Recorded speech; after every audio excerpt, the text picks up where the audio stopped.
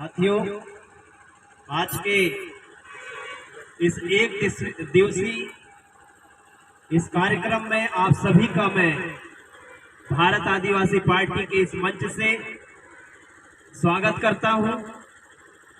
और जैसे कि आप सबको जो है अवगत कराया गया और आप लोगों ने उस बात को मद्देनजर रखते हुए समय पर पहुंचकर जो है अपनी उपस्थिति को यहां पर दिए। आज हमारे लिए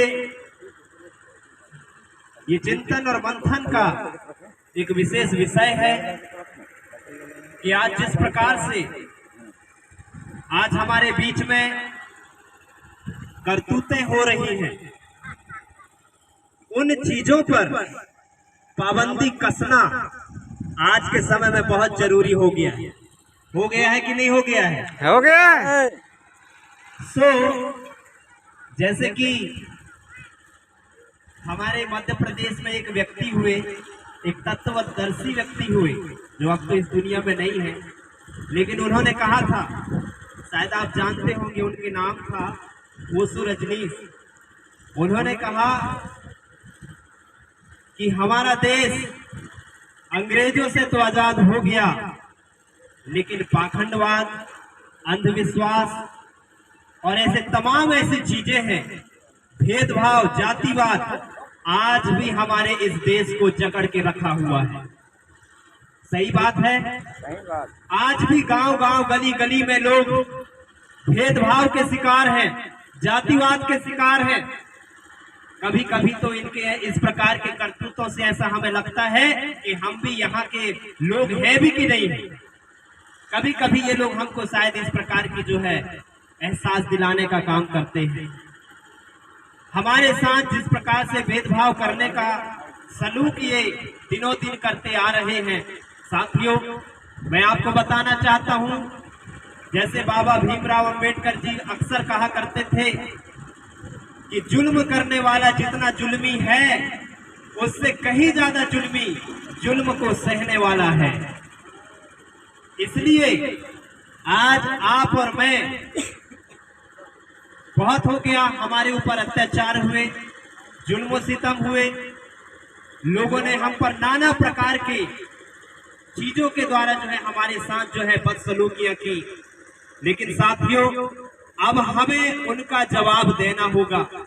अब हमें जो है बताना होगा कि भारत आदिवासी पार्टी कमर कस चुकी है और इस बिछिया विधानसभा के अंदर में अगर किसी हमारे आदिवासी भाई बहनों के साथ जातिवाद के नाम पे, धर्म के नाम पे, अगर इस प्रकार के पाखंडवाद जैसी नीतियों का अगर किसी असामाजिक तत्वों के द्वारा अपनाया जाएगा तो भारत आदिवासी पार्टी उसका पुरजोर विरोध करेगी। साथियों,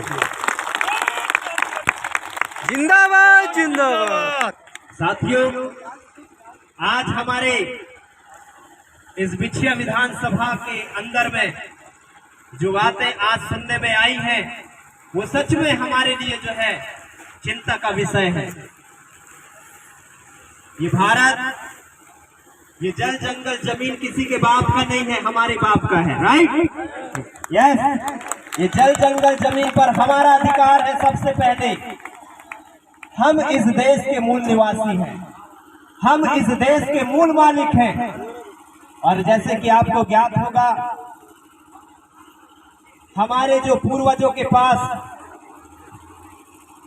महलें थी, बड़े बड़े चीजें थी, लेकिन कुछ असामाजिक तत्वों के द्वारा उनको बहलाकर, फुसलाकर, उनके राज्यों पर जो है हाथ लगाकर जो है उनको जो है दबाया गया और जो कभी मूल मालिक हुआ करते थे उनको जो है गुलामी के बंधन से जकड़ दिया गया।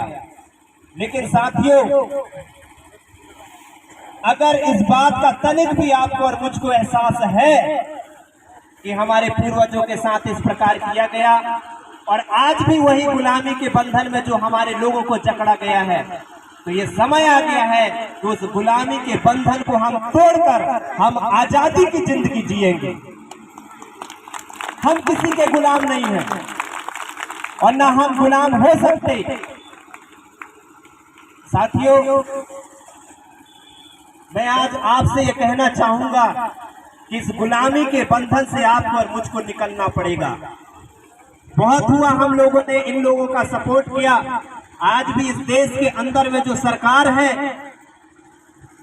आप भी वोट देते हैं कि नहीं देते? देते हैं ना, सब वोट देते हैं। जब हम भी वोट देते हैं, जब हम भी चुनकर सरकार बनाते हैं, तो ये सरकार हमारे ही ऊपर धावा क्यों बोलती है? आज भी अगर आंकड़ा निकाला जाए तो सबसे ज्यादा अगर अत्याचार और बदसलूकी और जातिवाद और पाखंडवाद का अगर शिकार हुआ है तो केवल और केवल आदिवासी हुआ है। हमारा सवाल है कि आखिर भैया आदिवासी पर ही ये सारे अत्याचार क्यों होते हैं? क्यों आदिवासियों को ही जो है शिकार बनाया जाता है, जबकि वो आदिवासी इस देश का मूल मालिक है? उस आदिवासी से संस्कृति हमें सीखने की जरूरत है।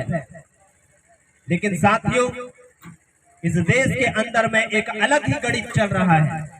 आज गांव गांव गली गली में लोग आज मसीहों के साथ बदसलूकी की भावना के साथ जो है उनके सामने पेश आते हैं,